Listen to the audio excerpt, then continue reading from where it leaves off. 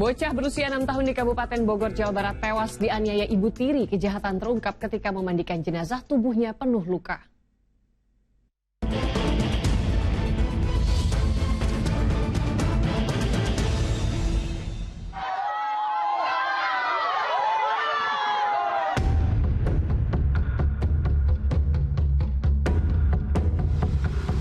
Kekejaman orang tua tiri merenggut nyawa seorang anak di Kabupaten Bogor, Jawa Barat.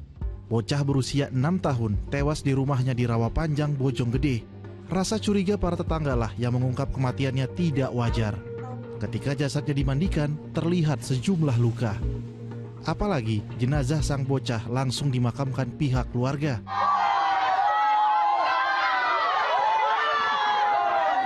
Polisi yang menerima laporan dari warga bergegas mengamankan ibu tiri dan ayah kandung korban. Saat melakukan olah TKP, petugas menyita barang bukti berupa sebilah gagang sapu. Di hadapan penyidik, ibu tiri korban berinisial RN mengakui penganiayaan itu. Ketika diinterogasi dan ditanyakan oleh kedua orang tersebut, pelaku ataupun ibu dari anak tersebut mengaku telah melakukan penganiayaan. Agar kasusnya lebih terang benderang, polisi melakukan prarekonstruksi di tempat kejadian perkara. RN yang berusia 30 tahun itu memeragakan 20 adegan. Hasil prarekonstruksi sesuai dengan pengakuan RN dalam menganiaya anak tirinya tersebut.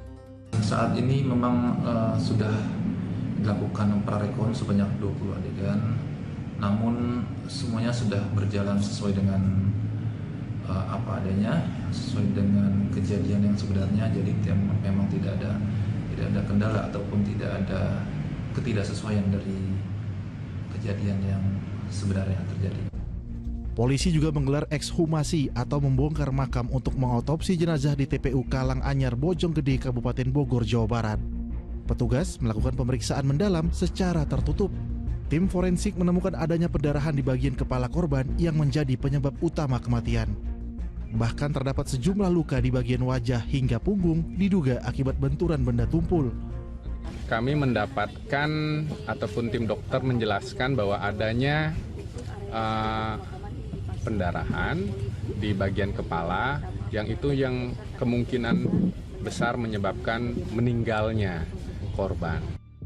Kesal korban sulit diatur, terutama saat disuruh makan, dijadikan dalih bagi wanita berusia 30 tahun itu untuk melakukan kekerasan.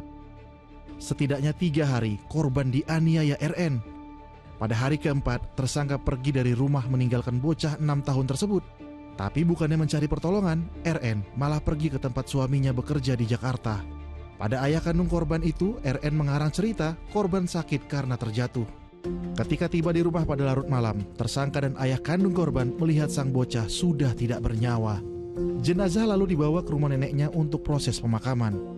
Ketika sang suami kembali bertanya soal kondisi korban, tersangka kembali berbohong dengan menyebut luka di tubuh korban akibat benturan benda tumpul.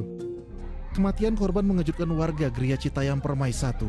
Warga akhirnya menyadari bedak tebal yang sering dipakaikan RN pada korban di wajah ternyata untuk menutupi luka. Tetangga mengaku sempat mencari tahu, namun bocah itu mengaku luka yang dialami karena terjatuh. Sering luka di telinga tuh, ya Allah. Bener-bener kayak gimana gitu ya, merah-merah darah itu, astagfirullahaladzim. Sementara sosok RN dikenal jarang berinteraksi dengan lingkungan. Sering, tapi dia nggak gaul, nggak pernah nanya, nggak mau nanya orang. Oh, emang orangnya nggak gaul ya, Bu? Nggak pernah nanya orang. Udah berapa lama sih Bu mereka tinggal di sini? Paling kurang lebih 2 bulan.